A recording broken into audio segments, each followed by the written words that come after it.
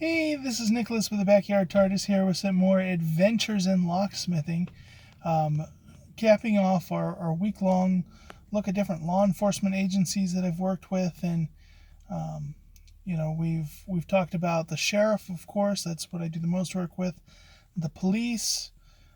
We did SWAT, state troopers, highway patrol, and then yesterday we had the bonus one with the animal control and the brave ladies that work at our local animal control. And even though this isn't law enforcement, I felt another bonus one here, the fire department. I do a lot of work for the fire department, and they're big promoters of me. They hand out my card. One of the things the fire department does is they do inspections to make sure that fire routes are safe. And something that comes up is sometimes as businesses expand, or the rules change, what used to be an acceptable way of an exit no longer is. Oftentimes, this is single action egress, and so like if you have a front door that has a deadbolt with a thumb turn, that's not acceptable because you have to be able to just get out without having to pull a lever down or push on a bar. You can't have to also turn a lever or a knob switch.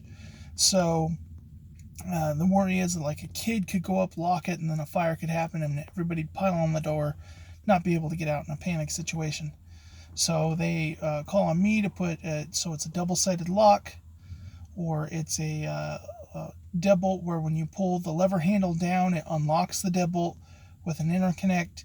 And if it's a double-sided lock, we got to put a sticker up above that says this door to remain unlocked during business hours. So that's one of the main things. The other thing I do for the fire department is they maintain a lot of gates out in the country. Gates for PG&E, all these service roads, they got to be able to get into a lot of places.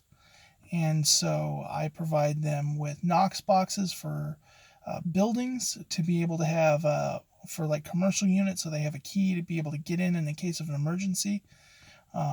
We have padlocks for all the gates, all keyed, heavy duty padlocks, because of course, you got trespassers, hunters, different ones that want to go out onto the middle of nowhere properties, and they bust their locks, so they're always getting better and beefier locks from me. And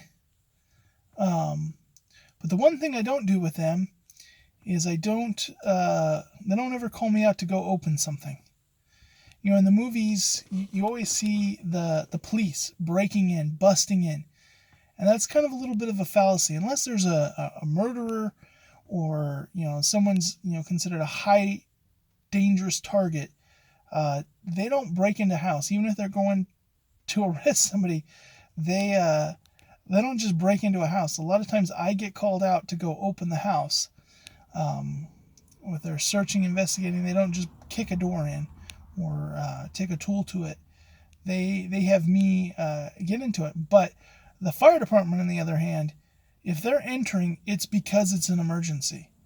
So they're always under the assumption that if they're having to go into a house, it's life-threatening, and they will bust in a door.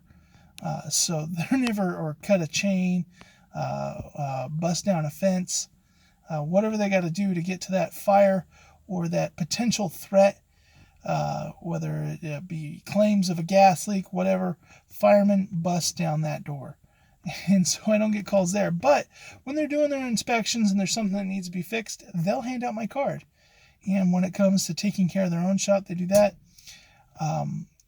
They stay on standby. And I've had a couple of jobs where, sometimes tensions are high. I've had a customer once have a heart attack right on the scene.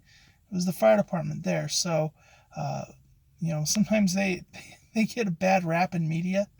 They're always kind of shown as the bad guys in the cop shows, but the cops and the in our small town communities out here in the country, the cops and the fire department get along quite well.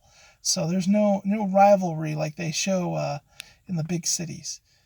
And so wrapping off this week, talking about I have really good experiences with a lot of the different ones. Of course, as I brought out, not SWAT, not the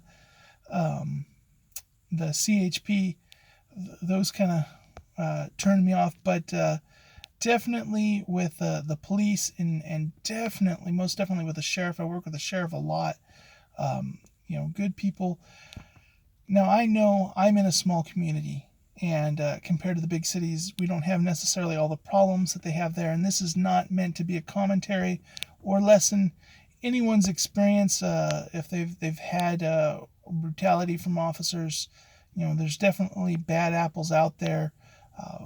They feel empowered, and the system may not be the greatest at weeding them out. I am in no way trying to belittle that, but I work with a lot of amazing different officers, and I'm really proud of our community handles that. And I just wanted to take a moment and kind of throw some positivity, because we're kind of putting all police in this negative light lately.